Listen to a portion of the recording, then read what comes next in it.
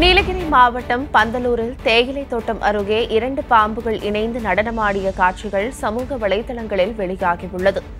கூடலூர் மற்றும் பந்தலூரில் உள்ள வனப்பகுதிகளுக்குள் கடும் வறட்சி நிலவி வருவதால் வனவிலங்குகள் பலர் நீர்நிலைகளை தேடி குடியிருப்புகளுக்கு படையெடுப்பது அதிகரித்துள்ளது. இந்நிலையில் நெல்லியாளம் பகுதியில் உள்ள தனியார் தேயிலை தோட்டம் அருகே நீரோடையில் 2 சாரை பாம்புகள் பின்னி பிணைந்து நடனமாடின. அதை கண்ட சிலர் தங்களது செல்போன்களில் படம் பிடித்து சமூக வலைதளத்தில் பதிவிட்டுள்ளனர்.